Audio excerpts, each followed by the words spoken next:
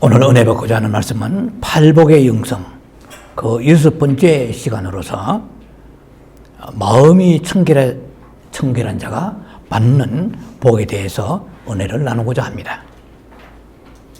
마태복음 5장 8절에 마음이 청결한 자는 복이 있나니 그들이 하나님을 볼 것이며 라고 말씀하십니다.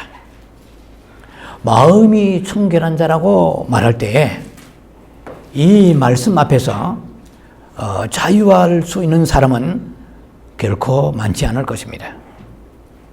나는 부적격자입니다 라고 생각하는 사람만이 오늘 이 말씀에 바로 접근할 수 있게 되고요, 말씀의 진리를 깨닫게 될 것입니다. 마음이 청결한 자가 하나님을 볼 수 있다고 하는 이 말씀이야말로 기독교의 최대 관심사 중에 하나입니다. 복음의 중심은 마음입니다. 주님의 그 가르침의 그 중심도 마음입니다. 특히 예수님이 이 팔복을 말씀하시는 직접적인 하나의 모티베이션, 그 동기는 그 당시에 그 바리새인들과 사두개인들이 종교적 관행을 가지고 하나님의 그 뜻을 오도시켰기 때문에 예수님이 준엄하신 말씀으로 책망을 하십니다.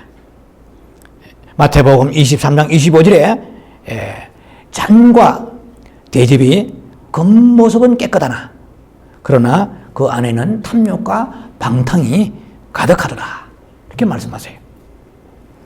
그리고 마태복음 23장 27절에는 화 있을진저, 주님이 화 있을진저 하시는 말씀은 굉장히 강도 높은 말씀입니다. 그의 지옥과 방불한 말씀이라고 보면 틀림이 없습니다.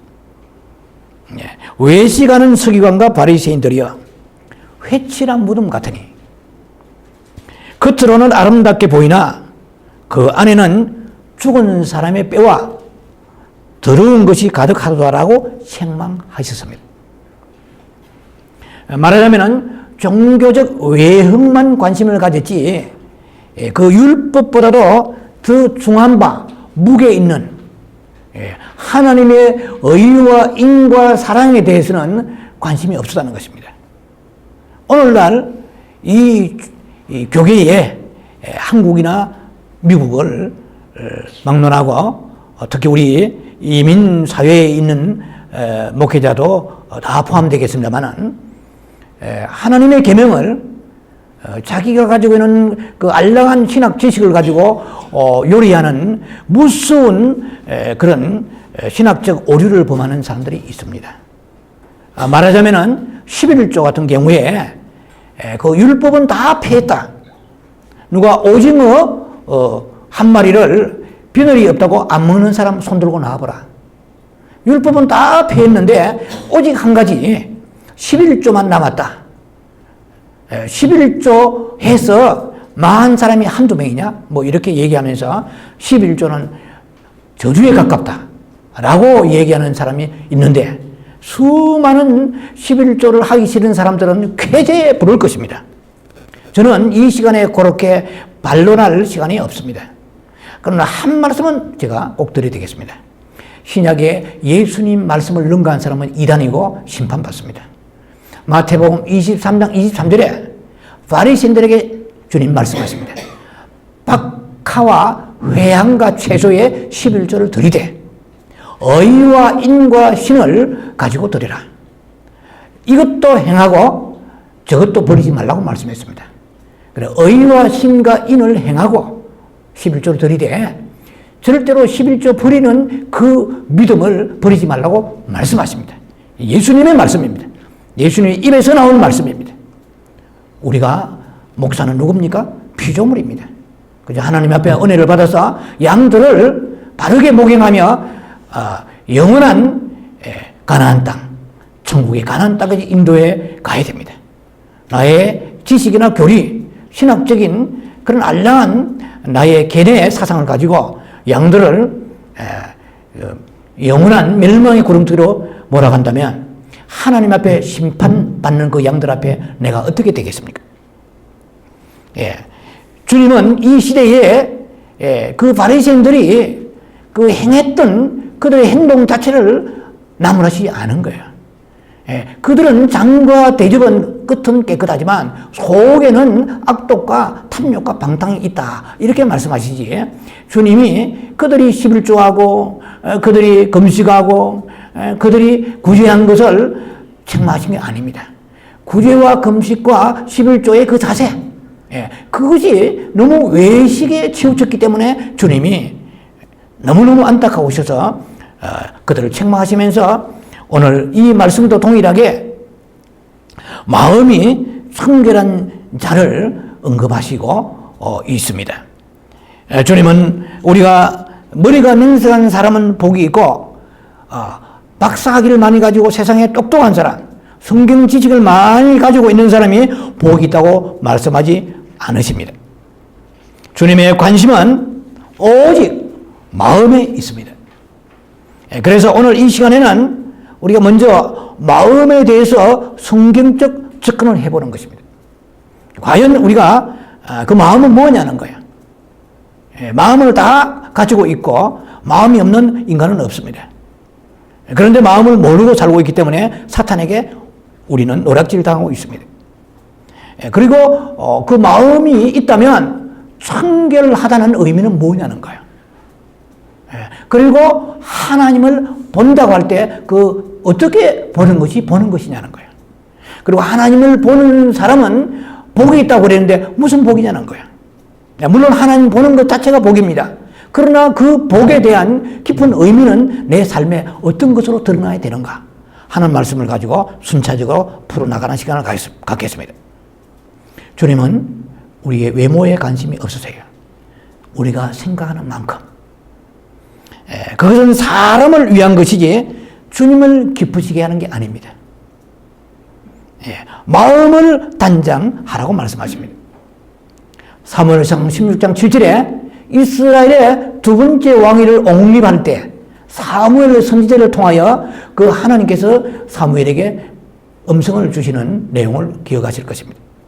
사무엘은 그 이새의 아들 8째 중에 큰 아들 엘리압을 추천 청거합니다. 그래서 확신을 가졌습니다. 이만하면은 물찬 제비와 같습니다. 우리 아버지께서 하나님께서 기름 부으신 만한 제목을 가지고 왔습니다. 주님이 이렇게 말씀하십니다. 그의 용모와 신장을 보지 말라. 우리 한국 사람들이 전 세계적으로 외모지상주의라고 알려져 있습니다. 그건 불행한 일입니다.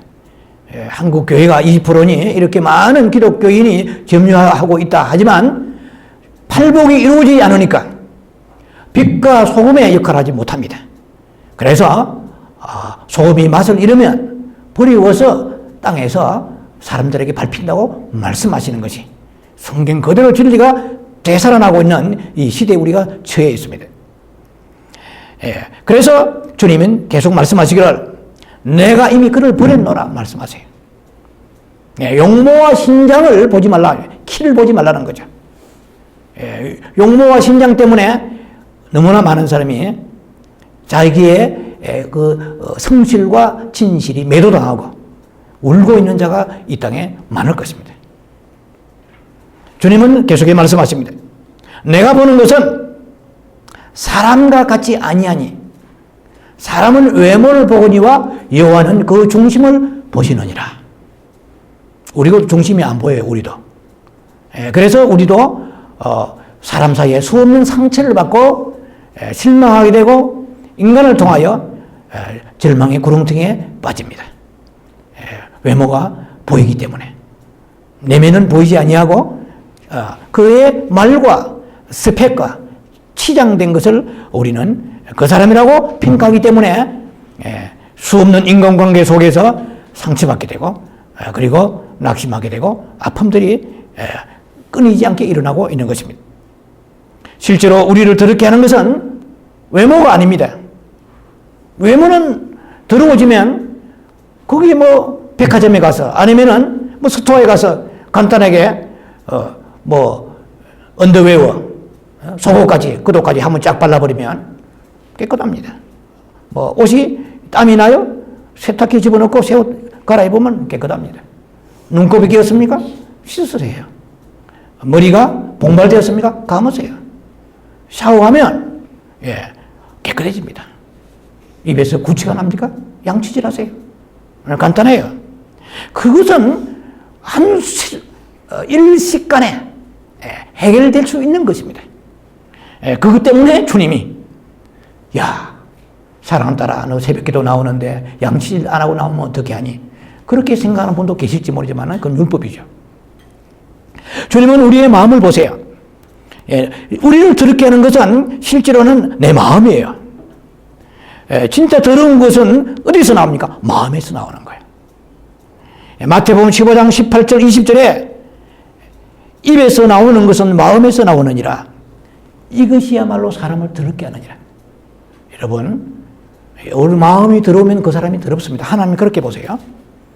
마음이 더러우면 말이 더럽습니다. 그래서 그 생각과 마음에는 악한 생각이 가득해요. 살인과 간음과 음란과 도둑질, 거짓증언, 비방 이런 7가지 아이템이 우리 안에 득식을 그립니다. 에레미야 17장 9절에는 주님이 말씀하십니다. 만물보다도 거짓되고 심히 부패한 것이 사람의 마음이라. 누가 너희 일을 알리요. 나 여호와는 사람의 심장과 피부를 감찰하시느니라. 주님은 그렇게 말씀하셨습니다. 그럼 마음이 무엇입니까? 그러면 우리는 마음에 대해서 깊이 어느 정도 통찰력을 가져야 될 것입니다. 사람은 인간이라는 존재는 기정의로 되어 있습니다. 또 인간의 그 존재는 크게 말하면 영혼육으로 되어 있습니다. 짐승을 빼고 모든 인간, 김정은이나 아니면 어떤 괴뢰도당 악한 자라도 영이 없는 사람이 없습니다. 다만 그 영이 하나님과 관계가 끊어져 죽었다거나 혹은 성령을 받아서 이제 본 의견에 거듭난 사람, 두 번째 존재의 영입니다. 세 번째 존재의 영은 그 영이 어린아이가 되지 않냐고 장성한 분량으로 자라서 히브리서 5장 12절 이하의 단단한 생물까지 섭취할 수 있는 그 신부적 영성을 가지고 있는 사람입니다. 그래서 이 세 사람 다 영을 가지고 있습니다. 끝으로 볼 때 똑같은 인간입니다. 주님이 보시는 관점은 전혀 다르시다는 것입니다. 또 우리 안에 있는 마음이 있습니다. 마음을 보통 우리가 흔히 영어 성경에서는 마인드와 하트로 나눕니다. 그래서 성경에서 말하는 그 마음은 실제로는 마인드보다 하트에 더 가깝습니다. 그러니까 똑같은 마음이라도 그 속 깊은 마음이 있어요.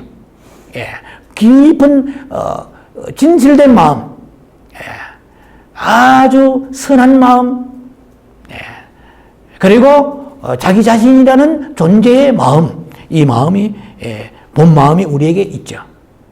이것은 하트에 가까운 마음입니다. 그리고 그냥 생각하는, 이웃을 생각하고 남을 생각하고 그래도 마음이 가죠. 이때 이 마음은 마인드죠. 좀 더 쉽게 정리한다면 영에 속한 마음이 있고 육에 속한 마음이 있습니다. 그 영에 속한 마음을 가진 사람은 영이 성장합니다. 설교를 들어도 성경 공부해도. 그러나 육에 속한 마음을 가지고 맨날 성경 달달 외워도 수만 구절 외워도 영은 성장하지 않습니다. 이것을 사탄이 아주 간교한 지혜로 가려져 있기 때문에 머리에 지식만 빡빡 집어넣으면 굉장하게 자기가 거룩해지고 어려워지고 하나님이 기뻐하신 줄로 착각하고 있는 사람들이 너무나 많다는 것입니다. 그래서 이 인간의 마음은 그렇게 소중한 거예요. 그 인격의 중심이고 그 인간 존재의 근원임의 본질입니다. 그렇기 때문에 하나님은 마음을 달라 하는 거예요. 근데 마음을 드리긴 드리는데 마인드를 드리는 거예요. 마음을 드리긴 드리는데 육에 속한 마음을 드리는 거예요. 그건 믿을 수 없는 마음이고 참 자신의 마음이 아닙니다. 예. 그래서 하나님의 숨어있는 마음, 예. 이거는 베드로전서 3장에 숨은 마음이라고 그래요. 숨은 마음, 사람 속에 숨어있는 마음이에요. 베드로전서 3장 4절일 거예요 아마. 숨어있는 마음, 이 사람 속에 마음이 숨어있어요. 저는 보면서 놀랐어요. 이야, 이 마음이 사람 속에 숨어있는 거예요 지금. 예. 그래서 이 마음이 사탄에 의하여 찬탈당하고 사탄에 의하여 억압당하고 있으니까 마음을 내게 보여달라는 거죠. 내게 열으라는 거죠. 근데 아버지 마음을 드렸는데요.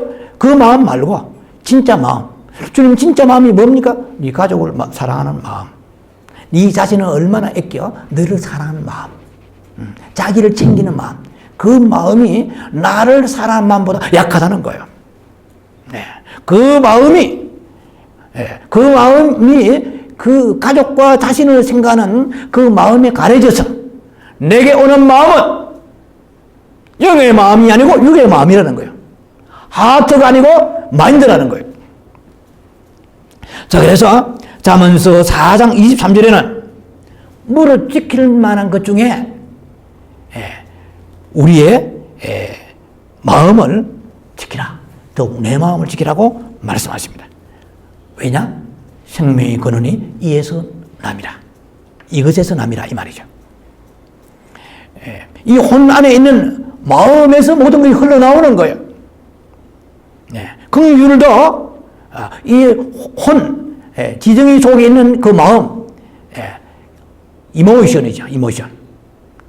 이 지정이 속에 있는 이 마음, 이 마음에서 흘러나오는 것이 바로 긍휼입니다. 영의 사람은, 영이 장성한 사람은 영에서 그 영적 생명이 성부의 빛이 내 마음으로 흘러 들어갑니다. 그래서 영이 그 혼의 그 육에 속한 혼을 주도하는 거예요. 리드하고 컨트롤하는 것입니다. 통치하는 것입니다. 그런데 불행하게도 문제는 우리의 영이 장성하지 않았다는 데 있습니다. 그래서 내 마음을 내가 다스릴 수 없기 때문에 두 마음을 가지고 살아가는 거예요. 네. 야고보 4장 8절에 죄인들아 손을 깨끗이 하라 그랬어요. 두 마음을 품은 자들아 마음을 성결케 하라. 그렇게 말씀하세요. 그리고 야고보 4장 9절에는 연속적으로 이렇게 말씀하십니다. 슬퍼하며 애통하며 울지어다. 너의 웃음을 애통으로, 너의 그 즐거움을 근심으로 바꿀지어다. 이 말은 뭡니까? 내가 두 마음을 품고 있는데 하나님이 원하시지 않는 마음이 내 안에서 더 나를 강하게 결박하고 끌고 가기 때문에 너무 힘듭니다. 괴롭습니다. 갈등이 있습니다. 애통하라는 거예요. 그럼 내가 너희를 위로하리라. 오늘 팔복의 두 번째, 지난 시간에 말씀드린 것처럼 두 번째 복에 애통한 자는 복이 있나니 그때 주님이 우리를 위로해 주신다. 만져 주신다. 우리를 회복, 치료해 주신다는 말씀을 나누었습니다. 그래서 우리가 애통하는 이유는 크게 세 가지로 나눕니다. 팔복의 두 번째, 애통하는 자는 복이 있나니 저희가 위로를 받을 것이며 했잖아요. 그 애통하는 이유는 내 영혼이 너무나 어린아이가 장성하지 않았기 때문에 내 영이 힘이 약한 거야. 그럼 내 영이 가난한지 가난하지 않은지 나는 몰랐는데 내가 팔복의 설교를 들으면서 내 영을 점검해 보니까 주여 내 영혼이 너무 가난합니다. 마카로스 호이 포토코이 토 퍼누마티 내 영혼이 찌릿하게 가난하고 너무너무 비난하고 깨어진 빈장과 같이 처절하게 가난합니다. 그래서 주여 내 영혼이 가난하다 뭘로 내가 느낄 수 있느냐 알 수 있느냐 세상 것을 너무 사랑해요. 세상 것에 집착하고 있어요. 그리고 세상의 모든 일들이 내 마음을 뺏어버리면 혼란이 일어나서 너무나 내 마음이 중심을 잃고 충격받고 마음이 쏠리고 요동합니다. 예. 그래서 자신을 보니까 영이 강건하면 하나님에게 붙들린 사람일 텐데 왜 내가 열심히 교회 생활하는데 이렇습니까? 네 영이 지금 형편없이 찢어지게 가난하다는 거예요. 그래서 너는 애통하라는 거죠. 애통할 때 그때 비로소 주님의 위로하심이 나타나면서 네가 어떻게 될 것이냐? 네가 하나님과 겸손하고 바른 관계되어서 진실로 온유한 자가 세 번째 복이 이루어지게 될 것이다. 네가 마음이 정말 그렇게 온유해지고 하나님과 관계, 그러니까 착하다는 뜻이 아니에요. 하나님과 관계에서 순종의 관계가 되고 하나님 관계에서 철저하게 하나님을 의존하는 그런 신뢰하는 믿음의 관계가 되어지면서 인간 관계 속에서도 그 하나님의 놀라운 성품이 흘러나가는 것입니다. 그래서 온유가 있는 거예요. 하나님 관계는 뒤틀려 꼬여 있으면서 사람 앞에 나와서 해주게 웃고 다니면서 미소를 띠고 온유한 채 하는 것은 위선자입니다. 그건 하나님 앞에 스스로 심판을 받게 되는 것입니다. 설교를 잘못 증거하면 그럴 수도 있어요. 자꾸 사람에게 인간관계 속에서 수평적 관계만 강조하다 보니까 하나님 관계의 마음은 청결하지 못하는 거예요. 지금 방대한 메시지가 나갈 겁니다. 마음이 청결하지 못한 것에 대한 정의가 확실하게 주어져서 여러분들의 눈이 확 열려서 하나님을 보는 축복이 임하기를 바랍니다. 자, 그래서 하나님의 그 앞에 섰을 때에 내 영혼이 너무너무 어린아이입니다. 영혼이 장성하지 않았습니다. 내 직분은 장로요 권사요 심지어 목회자며 심지어 내가 신앙생활을 수십 년 했다 할지라도 자신을 그 보는 눈을 갖지 않으면 우리는 계속해서 다시는 회복될 수 없는 영원한 넓은 길로 가게 되는 것입니다. 그리고 또 내가 그 죄를 다반사로 짓는 내 삶의 모습을 보면서 애통해야 하는 것입니다. 네. 그리고 오늘 여러분과 방금 나눈 말씀같이 두 마음을 품고 있는 거예요. 두 마음은 바꾸고 말하면 하나님을 향한 마음도 있고 세상을 향한 마음도 있어요. 두 마음은 깨끗한 성결한 하나님이 원하시는 마음도 있어요. 있는데 조금 있어요. 나머지 거의가 대부분이 자기 중심의 마음이에요. 자기가 수틀리면 수틀린 거예요. 자기가 기분 나쁘면 기분 나쁜 거예요. 그것은 자기 선악과 중심에서 나오는 그러한 마음이기 때문에 하나님 앞에 나와서 그것은 청결한 마음이 아니에요. 청결한 마음이 아닌 사람은 하나님을 볼 수 없습니다.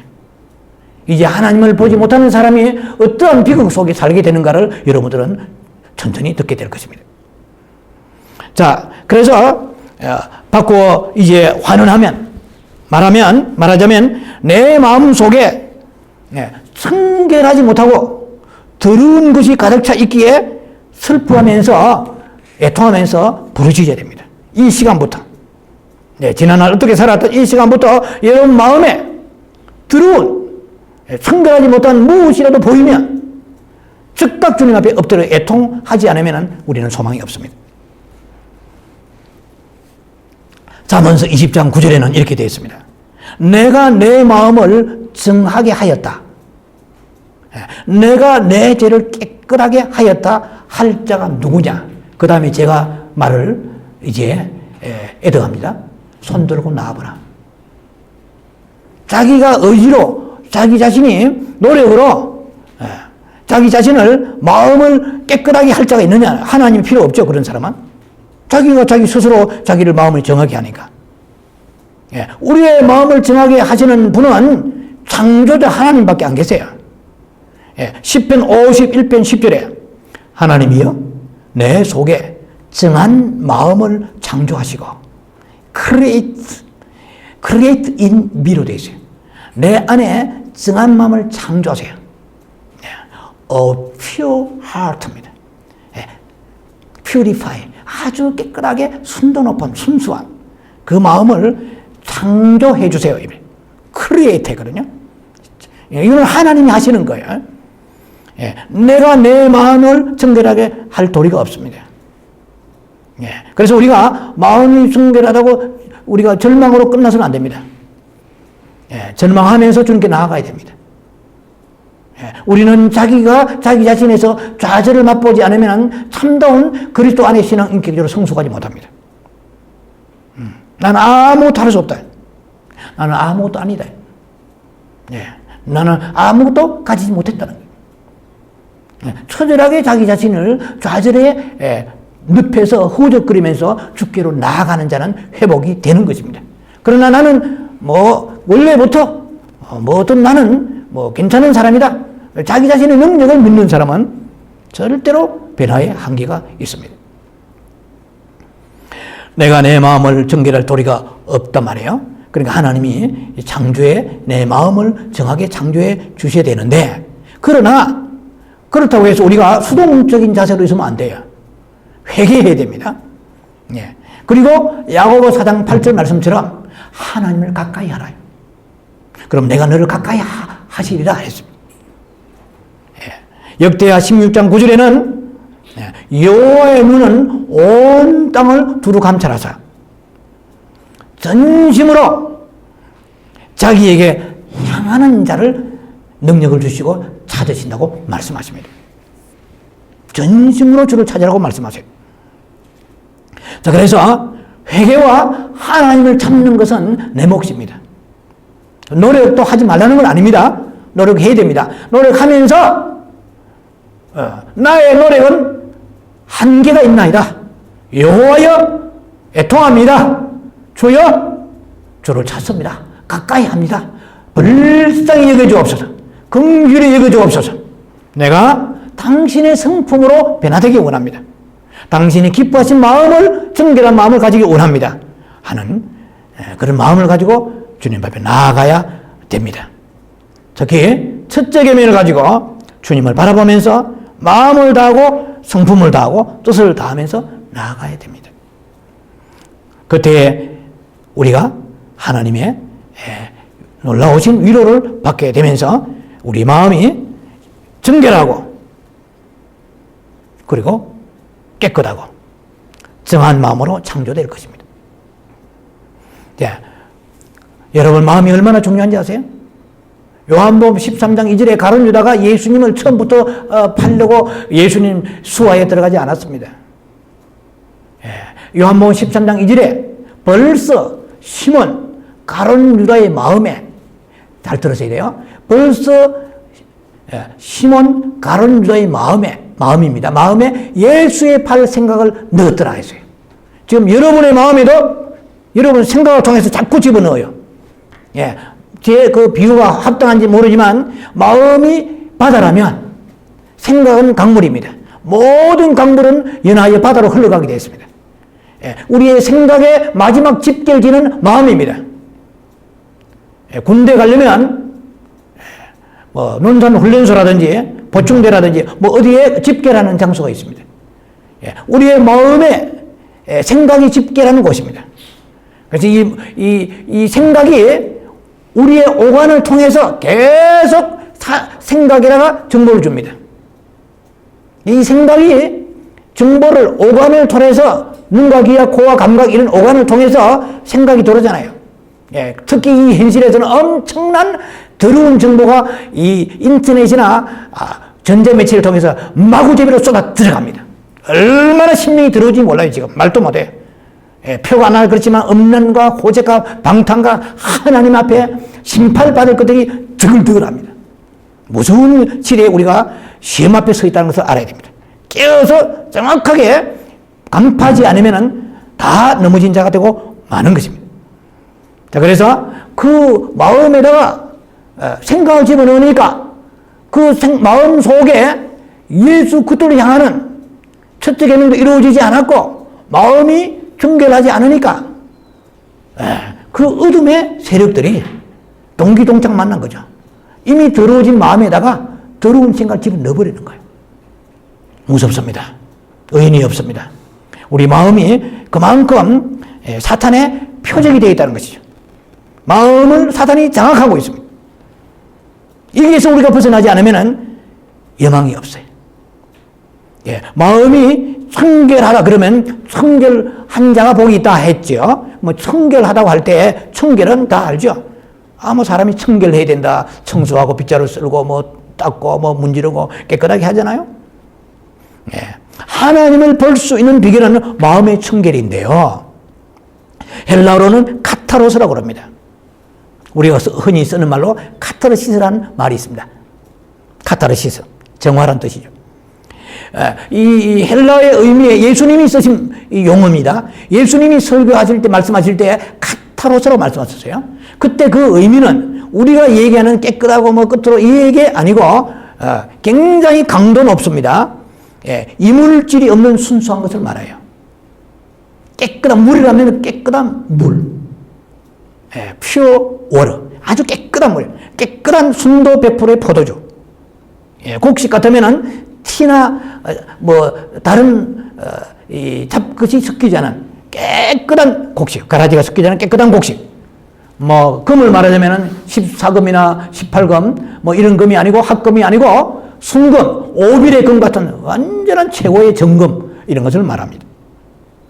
그리고 만약에 혈통을 따지자면은 잡종이 아닌 뭐 풍산개다, 셰퍼드다, 뭐 진돗개다. 그리고 다른 성품이 섞이면 이상한 행동들이 나와요. 우리 영적으로 보면 우리가 사탄이 많은 것을 뿌려놨기 때문에 하나님이 원하시는 성품이 안 나올 때 너무 많아요. 그걸 모르고 사탄은 키득거리고 즐기고 있는데 그걸 모르고 우리는 값싼 회개만 하고 있다면 우리 자신이 영적으로 조금 더 진보가 되지 못하고 있다는 것입니다. 그런데 문제는 죄인인 인생이 어떻게 거룩하신 하나님 앞에 나아갈 수 있냐는 거죠. 하나님이 거룩하시다 말이죠. 이거는 이미 우리가 너무 잘 알고 있는 사실이잖아요. 레위기 11장 44절에 내가 거룩하니 너희도 거룩하라 하셨거든요. 베드로전서 1장 15절 16절에도 내가 거룩하니 너희도 거룩하라 했단 말이에요. 15절 16절이죠. 하나님은 거룩하신 분입니다. 히브리서 12장 14절이죠. 아무도 거룩하지 않고는 주를 볼 수 없다고 그랬어요. 천국 못 간다는 얘기예요. 거룩하지 않고는. 근데 우리는 들어오도 간다는 거예요. 누구 마음대로? 성경 마음대로 가야 돼요. 말씀대로 가야 되거든요.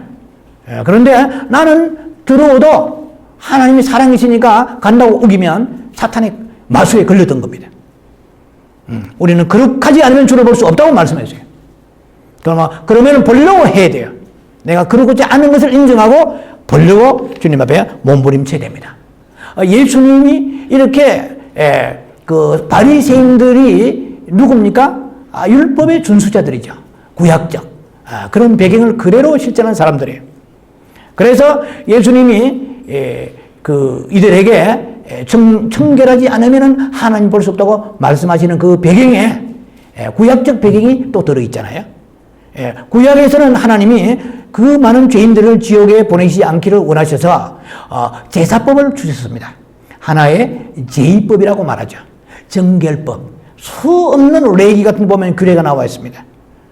그래서 부정한 거, 그런 뭐 죽은 동물이나 시체를 만졌으면은 며칠 동안에 뭐 진에 들어가지 못한다, 물로 씻으라, 뭐 여러 가지 사람에게, 여성에게 여러 가지가 굉장히 많은 정결 규례가 적용되었습니다. 심지어 그들이 그 제사장들이 이 속죄절에, 속죄일에는 하루에 무려 5번씩 목욕을 하고 손과 발은 10번씩 씻었습니다. 물이 없는 이스라엘에서 그렇게 씻는다는 것은요, 이거는 처절한 투쟁입니다. 그렇게 해서라도 하나님이 너희가 씻으면서 이렇게 정결해지듯이 마음도 정결해지기를 원하셔서 그렇게 그런 많은 규례를 주셨습니다. 심지어 레위기 9장 14절 보면은요, 아론이 번제를 드릴 때에 그 제사법 중에 하나가 내장과 등갱이를 바로 불러 태워서 번제로 드리지 말고 깨끗이 물로 씻으라. 내장. 내장을 씻으면서 마음을 생각해 보라는 겁니다. 등갱이를 씻으면서 네가 안 갈 때를 간 것을 생각해 보라는 것입니다. 그러나 그래도 수 없는 제사를 드려도 마음은 여전히 부패한 거야. 이것이 구약의 청결한 마음의 한계점입니다. 제사의식의 한계점입니다. 자, 마음의 그 청결은요, 최고의 교육을 받는다 해도 불가능합니다. 예. 철저한 악인이 될 수도 있습니다. 아무리 교육을 많이 받아도. 그리고 최고의 환경. 예. 저는 개인적으로 가보고 싶은 마음은 없지만 그래도 동경이 좀 되는 데가 있다면 알프스 그의 산이에요. 몽블랑. 제가 몽블랑 만년필을 가지고 있거든요. 야, 벌써, 야, 그 눈이 덮인 설원의 산, 아름다워 보이죠. 그 설원의 아름다운 곳에 있으면 여러분이 마음이 정결해질 것 같습니까? 에덴 동산에서 하나님이 천국 다음으로 좋은 파라다이스, 헤븐이 아니고 그 세계를 주셨지만 범죄하고 말았습니다. 하나님과 같아지려고 하는 인간의 부패된 마음이 삭힌 것입니다. 자, 그래서 환경 개선도 안 돼요. 어떤 것도 우리의 마음을 청결해 줄 수가 없습니다. 에레미야 같은 데 보면은 양잿물로도 마음을 깨끗하게 할 수 없다고 그랬어요. 네. 우리가 죄를 짓는 마음이 더러운 사람들의 모습을 보면은요, 무식한 사람은 촌스럽게 죄를 지어요. 조금 세련되고 교양이 있고 유식한 사람은 굉장히 아주 세련되게 죄를 짓는 거죠. 차이는 그밖에 없어요. 고상하게 죄 짓는 것밖에 없어요. 이 세상의 모든 죄인은 두 가지인데, 하나는 교도소 안에 있는, 뭐 한국에는 교화소라고 하나요? 교도소 안에 있는 죄인, 제일 안에 있는 죄인과 담 밖에 있는 죄인, 그 밖에 차이가 없다. 그러니까 차이가 엄청나잖아요, 목사님? 교도소 안에 있는, 제일 안에 있는 죄인은 발견된 죄인이고, 담 밖에 있는 죄인은 아직 덜 발견된 죄인일 뿐이다. 공감이 되시는지 모르겠네요. 자, 그래서 인간의 그 마음의 청결이라는 것은 어떠한 환경과 지성과 그리고 교육 가지고도 안 된다는 것입니다. 그런데 그만큼 우리가 절망할 수밖에 없을 정도로 마음이 악하고 부패했다고 믿는 자는 굉장히 복받은 사람입니다. 여망이 있는 사람이에요. 나는 괜찮다고 하는 사람이 사대 교회같이 살았다고 하는 이름은 있으나 죽어버려요. 누누이 말씀드리죠. 나는 부유하다 하나 주님 보셔 헐벗었다, 가난하다, 곤고하다, 가련하다, 헐벗었다. 주님이 계시록의 3장에 16절, 17절 말씀하십니다. 특히 17절이죠. 자, 그래서 하나님을 보려면 마음이 깨끗해야 보는데 들어오니까 안 보이는 거예요. 그래서 수 없는 제가 목회를 하면서도 보지만 수 없는, 저도 뭐 그런 성향이 없다는 건 아니지만 다 외모를 보세요. 예수님께서 왜 좋은 세상 많이 두시고 좋은 땅, 아까 제가 말씀드린 것처럼 아니 스위스나 저기 네덜란드, 그렇죠? 오스트레일리아, 뭐 세상에 낙원 같은 땅이 너무너무 많을 거예요. 그런데 오시지 않고 그런 박토에 오세요. 그리고 예수님 직업도 참 정말 품위 있는 직업을 가지시면 많은 사람이 따를 텐데 no, 그 인간의 부패된 생각이 나오는 거예요. 하나님은 귀한 것은 보물은 깊이 감추어 두십니다. 여러분의 집에도 귀한 것은 밖으로 마당에 내돌리지 않을 겁니다. 예수님은 보물이십니다. 그래서 귀가 있는 자, 눈이 있는 자는 볼 수 있도록, 들을 수 있도록 주님이 그렇게 숨으셔서 계시는 것을 구약에도 많이 봅니다. 다윗에게도 여호와여 왜 숨으시나이까 부르짖습니다. 좀 나에게 나타나옵소서. 존귀하신 하나님, 그러고 하신 하나님, 그 하나님이 존귀함을 네가 홍수가 일어나서 그 오염된 탕류 속에서 먹을 물이 없다는 그와 같이 너를 너무 많이 도와주니까, 너무 풍성하니까 말씀이 귀한 줄 모르고, 이 환경이 얼마나 우리한테 분수에 넘치게 감사한 줄 모르고 더 세상 것을 추구하면서 오늘 멸망의 도성으로 다름박질을 하는 사람이 많다는 것입니다.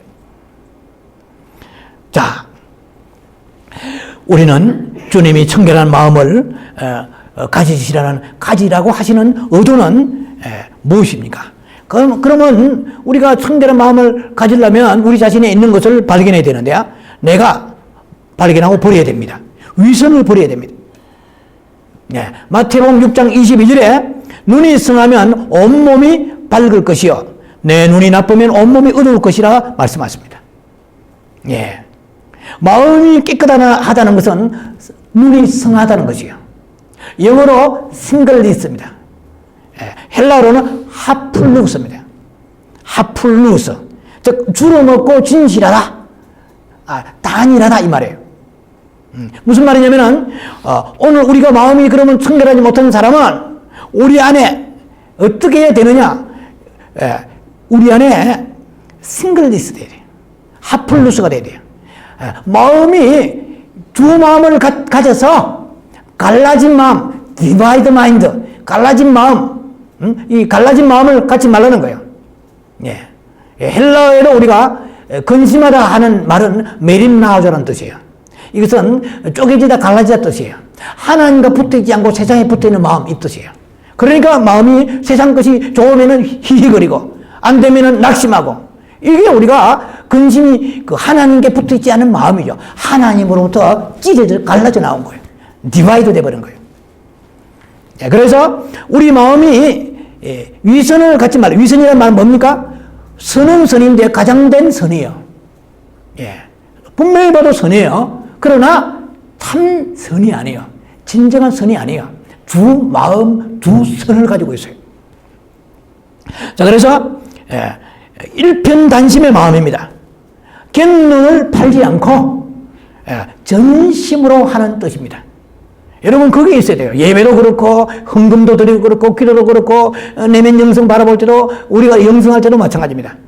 전심으로 바라보는 그 자가, 우리가 그 마음이 하나가 되었기 때문에 그때 하나님을 볼 수가 있다는 거예요. 시편 86편 11절에는 일심으로 주의 이름을 경외합니다, 이런 말이 있어요. 일심, 전심으로 이 말입니다. 하나로 된 마음이죠. 잡된 것이 섞이지 않은 마음이에요. 야고보 4장 8절 9절에는 두 마음을 품지 말라 말씀이 나와 있습니다. 자, 청결한 마음이라는 것은, 청결이라는 것은 분할되지 않는 마음입니다. 나누어지지 않는 마음이에요. 좀 가장 아까 말씀드린 대로 가장 쉬운 말로 일편단심의 마음입니다. 로마서 7장 22절에 내가 속사람으로는 하나님의 법을 즐거워하되 내 지체 속에 다른 법이 있어서 내 마음의 법과 싸워서 내 지체 속에는 제 법 아래로 잡혀오는 것을 보도다, 이랬단 말이에요. 그래서 우리의 마음에도 죄의 법을, 즉 육체의 법을 사랑하는 마음이 있어요. 우리 안에 이걸 잡아내야 돼요. 그리고 하나님의 법을 사랑하는 마음이 있어요. 그런데 그것은 병아리 눈물만큼 조금 있어요. 성령 받았기 때문에 있긴 있어요. 그래서 이 깨끗한 마음이라는 것은 분할되지 않는 마음이요, 나누어지지 않는 마음이요. 마음을 우리는 기도해야 됩니다. 주여 마음을 하나로 만들게 하소서. 마음을 성하게 하소서. 하플루스, 싱글리스, 마음이 정말 단일하게 하소서. 하나로만 매진하게 하소서. 주름살, 구김살이 없게 하소서. 두 마음을 품지 말고 진실하게 하소서. 자, 그래서 우리는 계속 그렇게 주님 앞에 기도해야 될 것입니다. 어떠한 우리의 위선에서도 벗어나서 마음의 눈을 성하게 해달라고 여러분이 기도해야 될 것입니다. 왜냐하면 마음이, 너 눈이 밝으면 온몸이 밝다고 그랬어요. 이건 뒤에 좀 있다가 지금 나옵니다. 눈이 밝으면 온몸이 밝다고 그랬어요. 이게 깊은 비밀이 있습니다. 그 다음에 두 번째, 정화되다 뜻이 있습니다. 마음이 청결하다는 뜻은 정화되다. 계시록 21장 27절에는 새 예루살렘 성에 들어가려면 속되고 가증하고 거짓말하는 자는 결코 거기 들어가지 못하리라. 어린 양의 생명책에 기록된 자만이 들어갈 것이라 하니까 사람들이 미리 생명나무 열매 따먹고 있는 거예요. 이게 알아야 됩니다. 우리가 예수님을 믿으면 생명책에 기록됩니다. 그러나 사대교회에 주신 메시지 계시록 3장의 4절 5절에 보면은 그 옷을 더럽히지 않은 자가 몇 명 있어서 흰 옷을 입고 나와 함께 다니리라. 이 사도교회가 어떤 교회입니까? 살았다고 하는 이름 있는 유명한 교회입니다. 그리고 계시록 3장 5절에 이기는 자는 이같이 흰 옷을 입을 것이요 내가 그 이름을 생명책에서 결코 지우지 아니하리라 하셨단 말이에요. 그러면 우리가 예수 믿고 생명책에 이름이 기록되어야만이 새 예루살렘 성, 흔히 우리가 말하는 천국에 들어갑니다. 새 예루살렘 성에 들어가는데, 그런데 오늘 계시록 21장 27절의 말씀처럼 더러운 마음을 가지고 있어요. 속되고 가증하고 이런 것을 즐기는 마음이 있어요. 그러한 내 마음이 청결하지 못하고 더러운 것이 있는 그 사람은 생명록에 기록되다가 이름이 지워진다고 성경은 분명히 나와 있습니다. 그래서 주님이 말씀하세요. 회개하고 너의 처음 가지고 있던 그 선한 행위를 다시 회복하라고 말씀하세요. 그 다음에 계시록 22장 14절에는 두루마기를 빠는 자는 복이 있다고 그랬어요. 생명나무에 나아가며 문들을 통하여 성에 들어갈 권세를 받으리 함이로다. 거기에 지옥의 6 단골 손님이 등장하잖아요. 개들과 술객들과, 오케이, 두 부리는 빼고요. 빼는 게 아니고 두 부리는 이제 홀드하고요. 개들과 술객들과 음란과 살인과 우상숭배자들과 거짓말한 자들은 결코 성 밖에 있으리라. 새 예루살렘 성 밖에 있으면 어둠 밖에 이를 갈며 슬피 울미 있는 게 아니겠습니까? 이게 우리가 다반사로 우리에게 이 드럼들이 들어오는 것을 우리는 마음에 허용하며 살고 있다는 것입니다. 자, 그래서 부정하고 불결하고 더러운 것들을 행한 자들은 결코 그 성에 들어가지 못한다는 것을 우리가 명심해야 됩니다. 마음이 깨끗한 것은 가장 어떤 계명을 지키는 것입니다. 의에 줄이고 목말라야 해요. 밥을 먹으러 갈 때, 목이 말라 물 마시러 갈 때에 주여 의에 줄이고 목마르게 하옵소서. 의에 줄이고 목말라. 의는 무엇입니까? 예수님입니다. 가장 제가 엑기스로 요약한다면 바로 예수님이 의입니다. 말씀도 의가 될 수 있지만은 아니 될 수 있습니다. 왜냐하면 너희가 요한복음 5장에 나와 있잖아요. 너희가 이 말씀에서 성경에서 영생을 얻는 줄 알고 내게 나오거니와 이 성경은 5장 39절이죠. 이 성경은 나에 대하여 증거하는 바로라. 그러나 너희가 생명을 얻기 위하여 영생을 얻기 위하여 내게는 나오지 아니하리라. 성경으로 많이 하는 거하고 의에 줄인 예수님을 갈망하는 거하고 다르다는 것입니다. 자, 그래서 마음이 우리가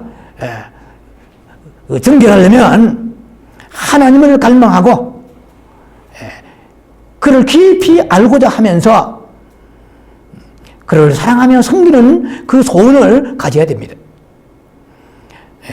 자, 마음이 순수하다는 뜻입니다. 또 정결하다는 뜻은 세 번째 순수하다는 뜻입니다. 마음이 정결치 못한 이유 중에 하나는 왜 그럴까요? 뭐 마음이 더럽기 때문에 그렇죠. 예, 그 다 아는 말씀이죠. 마음이 청결하라 반대는 더럽다는 뜻이죠. 왜 더럽을까요? 아까 제가 두 번째 말씀을 지금 드렸잖아요. 세 번째입니다. 순수하지 못해요. 어린 나이는 마태복음 18장에 어린아이 같지 아니하면 결단코 천국에 못 들어간다고 주님이 제자들에게 말씀하세요. 천국에 누가 크니까 제자들이 도토리 키재기 했잖아요. 그럼 어린아이는 정직해요. 그대로 받아들여요. 순수해요. 진실해요. 여러분들은 부인하지 마세요. 너무 때가 드득드득 붙어 있어요. 어른들은 살아가면서 때만 잔뜩 묻히며 살아오는 거예요. 세상 때가 묻어 있는 거예요. 그래서 주님이 말씀하십니다. 내 제자라고 다 들어가는 게 아니야. 응? 겸손하여 숨기는 마음을 가져야지. 누가 천국에 크니까 안 된다. 다시 내가 너를 갈릴리 바닷가에 부를 때 그때 초심으로 돌아가라. 이 뜻이에요. 목사는 목사대로, 선교사는 선교사대로, 장로나 권사나 집사는 집사대로 처음에 주님이 나를 부르실 때 갈릴리 바닷가와 같은 그러한 초심으로 돌아서 그 감격과 그 뜨거움과 그 순수함, 그 진실과 그 정직함이 어디 도망가느냐는 거예요. 어디서 팔아먹느냐는 거예요. 어디서 떨어진 것을 회개하라고 말씀하십니다. 에베소 교회 말씀하세요.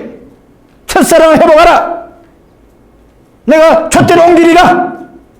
뭐하다가 어디서 팔아먹고 그 떨어진 것을 어디서 언제 떨어지느냐. 뭐하다가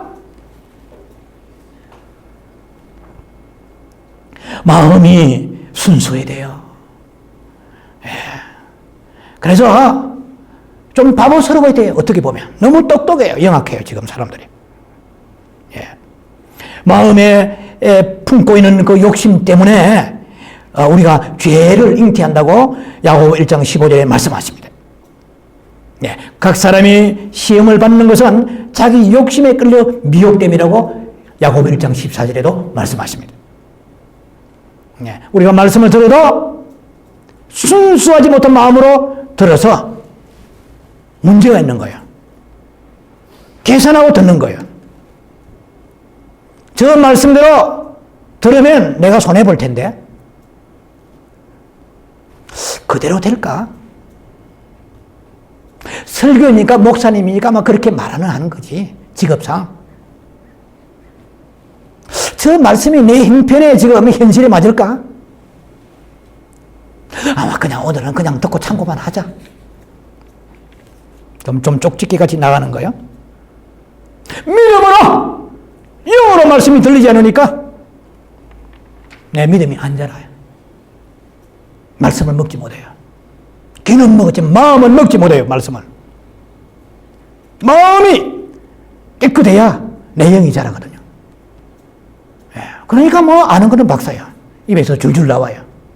딱 설교 본문 나오면은 아하. 그러니까 주님께서 달란트 비유 같은 것을 엄청난 새로운 해석으로 접근하시잖아요. 그렇게 해야 사람들이 그때야 비로소 조금씩 눈을 열게 되는 것입니다.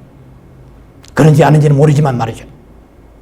우리가 지식을 쌓아서 뭐 하겠습니까? 여러분 오늘 이 시간 예배에 나온 동기는 무엇입니까?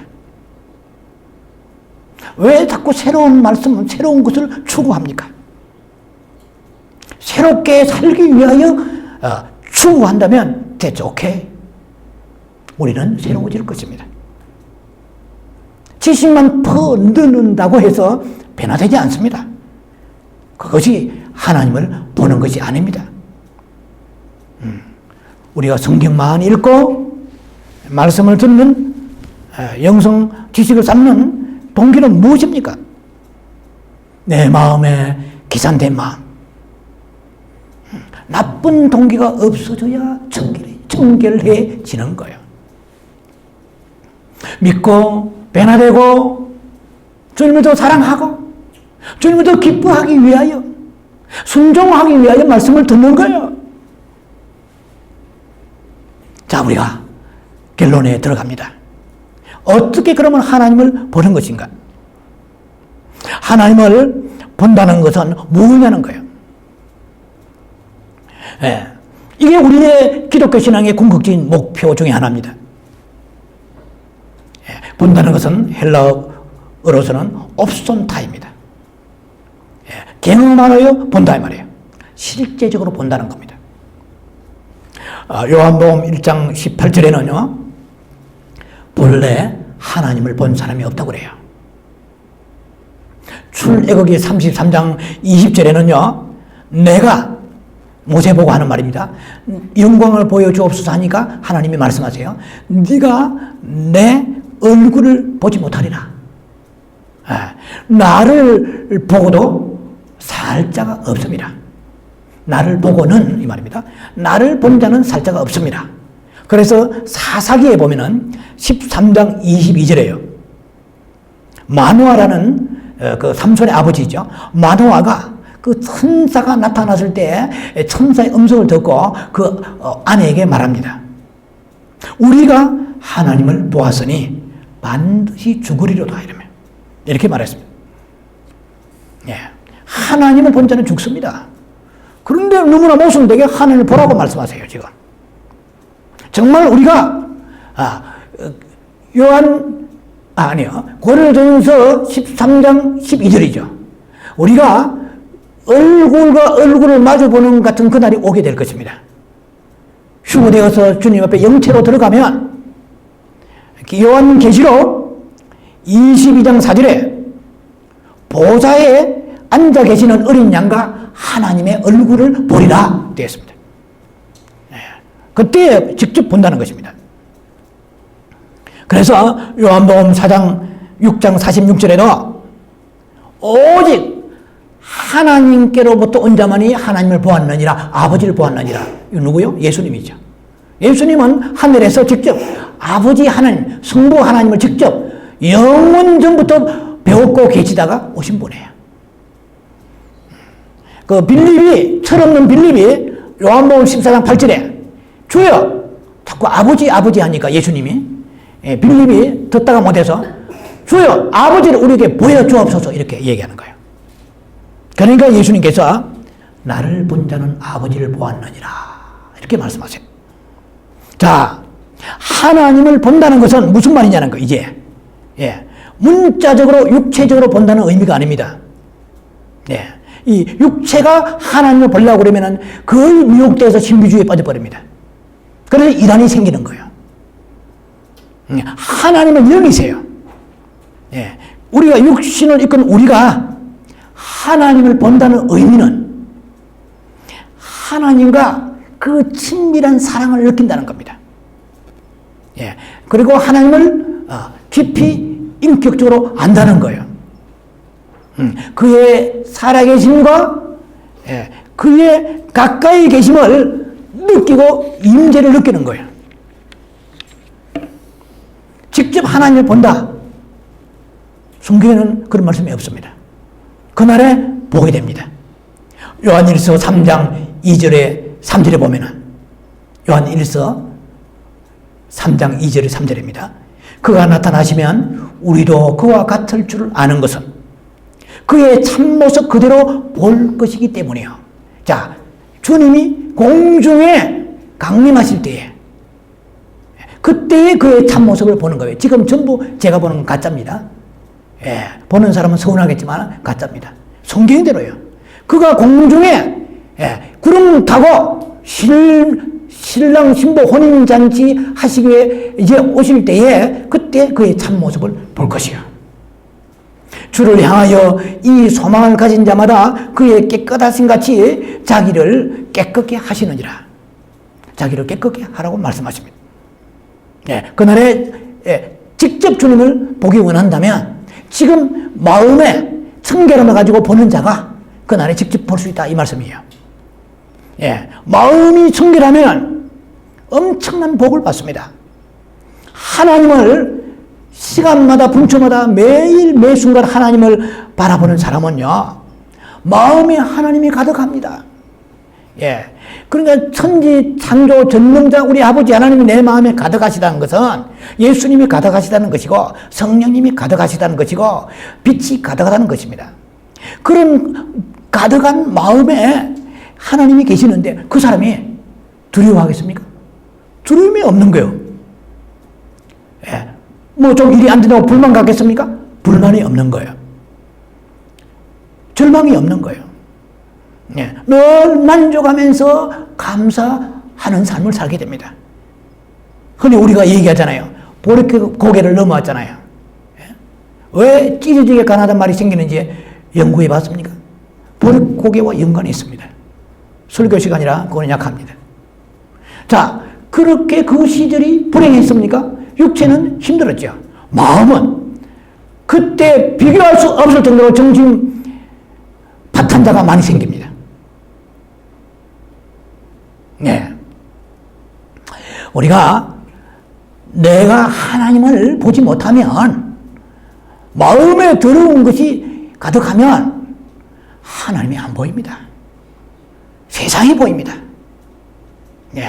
그래서 하나님을 보는 마음이 충실하여 하나님을 보는 자의 축복은 그 눈이 마음의 눈이 청결해지기 때문에 하나님 같이 보게 되는 거야. 하나님이 선하시다면 나도 선하게 보여지는 거예요. 누가 핍박하고 여기도 하나님이 선하시다면 선하게 보이는 거예요. 예. 누가 아무리 좋다고 해도 옳다고 할지라도 하나님이 악하게 보시면 나도 악하게 볼 수 있는 눈이 하나님의 눈이 내 안에 들어오게 되는 거예요. 그러나 마음이 들어오면 반대로 보입니다. 예. 하나님이 버리라 끊으라 하는데도 나는 좋게 보이는 거예요. 마음이 들어오니까 하나님이 안 보이니까 예. 이렇게 반대 현상이 나타납니다. 죄가 들어와서 눈을 바꿔버립니다. 눈이 나쁘니까 온몸이 어두워지는 거예요. 그래서 선이 안 보여요. 사람을 딱 봐도 선이 안 보여요. 그분의 아름다움과 착함과 그분의 어렵고 좋은 점이 안 보이고 그렇게 부정적으로 보이는 거예요. 왜? 내 눈이 내 마음이 들어와 있기 때문에 하나님이 안 보이기 때문에 사탄의 눈으로 보는 거예요. 정죄의 눈으로 보는 거예요. 판단의 눈으로 보는 거예요. 그래서 사사건건 부정적이에요. 네. 여러분 하나님을 보기 전에 여러분 주변에 주어진 사물을 보는 눈을 점검해 보세요. 짜증이 나고 부정적이고 못된 것 왜 이런 게 있어 하고 막 왜 물건을 이렇게 만들어서 아이 뭐 막 그냥 막 욕이 막 많이 나오고 이러면 안 돼요. 예. 그러면 내 마음이 더러워져 있네요. 즉각 애통이 들어가야 됩니다. 예. 그래서 그 하나님 마음으로 내 안에 채워지면은요. 예? 예. 사탄의 마음에 채워진 것과 달리 하나님의 마음이 내 안에 채워지면은 어떻게 되겠습니까? 하나님의 기쁨이 내 안에 넘치는 거예요. 작은 데서도 막 그런 기쁨이 넘치는 거예요. 너무 소중한 거예요. 너무 감사한 거예요. 예, 예배 환경 과분합니다. 모든 것이 예, 하나님의 마음이 범사에 감사라 했잖아요. 이 하나님의 마음이 내게 임하는 거예요. 그런데 내 마음에 이 어두움이 들어와 있고 들어오지면은 하나님이 좋아하시는 것이 싫어지는 거예요. 나는 하나님이 싫어하시는 게 좋아지는 거예요. 하나님이 내 마음에 이 청결을 하지 못하고 깨끗하지 못하면 하나님이 싫어하신 걸 알면서도 안 되는 줄 알면서도 끌려가는 것입니다. 어둠의 세력이 내 마음을 끌고 가는 것입니다. 이미 순종케 하는 자의 종이 되어버렸어요. 로마서 6장 16절 말씀처럼 종이 돼서 종인데 힘이 없습니다. 주인이 죽여도 아무 소리 못하고 죽어야 되는 게 종입니다. 마음이 사탄의 종 되어버렸어요. 어두웠기 때문에 캄캄하기 때문에, 더럽고 불길하기 때문에 하나님이 안 보이니까 사탄의 눈으로 보는 거죠. 하나님이 내 마음에 증거를 주시고 내 마음이 깨끗해지면, 하나님이 보이기 시작하니까 똑같은 말씀인데도 어제 보았던 말씀인데 새로워지는 거예요. 이야, 말씀이 깊어지는 거예요. 하나님이 새로우신 게 아니고 지 마음이 지금 새로워진 거예요. 여러분, 거듭났을 때 물소리, 새소리, 바람소리, 하늘, 땅, 공기 모든 것이 얼마나 감격했습니까? 너무 말할 수 없는 황홀한 감격 속에서 여러분들이 그 세상에 달라짐을 체험했을 것입니다. 이것은 세상이 달라진 게 아닙니다. 내 마음이 달라졌을 뿐입니다. 내 마음이 청결함을 위하여 하나님을 보기 시작한 것입니다. 똑같은 하나님이지만 내가 마음이 청결하면 하나님의 만남의 그 농도라 할까요? 심도라 할까요? 하나님의 나타나심이 다르다는 것입니다. 시편 18편 26절에 보니까 깨끗한 자는 주의 깨끗하심을 보이시며 사악한 자에게는 주의 거스르심을 보이시느니라. 그래서 이 말씀을 제가 묵상하면서 이게 어려워요. 사악한 자는 주의 거스름을 보이시며, 이 말씀이 어렵더라고요. 그래서 주님께서 제게 느낌으로 가르쳐 주신 것이 뭐냐면은, 하나님을 보지 못하는 사람은 하나님을 자기 속에 있는 두려운 마음으로 재단하고 판단하는 거예요. 이렇게 나옵니다. 사악한 자에게는 주의 거스르심을 보이시며 이랬거든요. 그러니까 하나님이 차별하신 하나님을 보이는 거예요. 하나님이 섭섭한 하나님을 보이는 거예요. 못마땅하게 보이는 거예요. 내 기도는 안 들으시고 무관심한 것처럼 이 거스르는 주의 거스름으로 나타나신 거예요. 주님께서 우리의 마음의 청결한 수준에 따라서 하나님이 그렇게 우리 속에 나타나셔서 우리에게 보여주시는 거예요. 그러니까 얼마나 불행해요. 하나님을 뺏다가 보는 사람은요, 굉장히 불행한 사람입니다. 다른 똑같은 하나님이시고 똑같은 성도인데 어떤 사람은 하나님을 정말 사랑하시고 고난 가운데서도 감사하고 이러는데 조금만 힘들면은 입이 그냥 쑥 튀어나오는 거예요. 하나님을 원망하고 불평하고, 그것은 주의 거스르심으로 주님이 나타나시는 거예요. 그래서 우리가 하나님을 내 마음에 이렇게 눈으로 본다고 하면 엄청난 우리의 삶에 혁명적 변화가 내 안에서 일어나게 됩니다. 자, 그래서 우리가 내 하나님을 보지 못하는 사람은 그 밥이 그 밥이요, 그 집이 그 집이요, 그 직장이 그 직장이요, 그 교회가 그 교회요, 그 목사님이 그 목사님이요, 그 남편이 그 남편이요, 아내가 그 아내요. 무슨 말입니까? 새로움이 없다는 거예요. 신선함이 없다는 거예요. 하나님이 만물을 신선케 하시는 분이세요.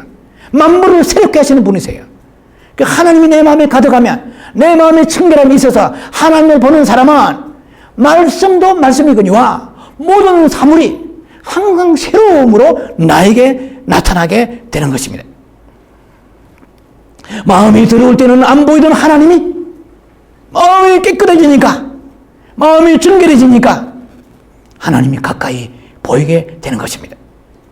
찬송이 똑같은 찬송인데 옛날에 불렀을 때는 감격이 왔어. 지금은 그 찬송 옛날에 생각 불러도 아무런 감이 안 오는 거예요. 그래서 이거 뭐 내가 세월이 지나다 보니까 이거는 초보 때 불렀던 거가, 여러분 오해하지 마세요. 마음이 여러분들이 그만큼 청결하지 못하기 때문에 그렇습니다. 그런 감격이 사라져버렸다는 것입니다. 찬송도 새롭고 기도도 새롭고 만물이 새로워지는 하나님을 보는 마음이 청결할 때 하나님 보이게 되면 이런 놀라운 우리 삶에 리블레이션이, 혁명이, 혁신이 일어나게 되는 것입니다. 마음이 청결하게 날마다 시간마다 하나님을 보는 행복한 사람이 되기를 주의 이름으로 축원합니다. 기도합니다. 우리 아버지, 오늘 하나님을 보려면 마음이 청결해야 된다고 말씀하십니다. 두 마음을 품지 아니하고 마음에 간사한 것이 없고 순수하고 동기가 아주 깨끗하고, 그래서 주님을 보는 자가 되게 해주시자. 영원히 주님과 동행하며 주님의 축복을 받는 믿음의 세계로 들어가는 저희들 되게 주옵소서. 예수님 이름으로 감사하며 축복하며 기도합니다. 아멘.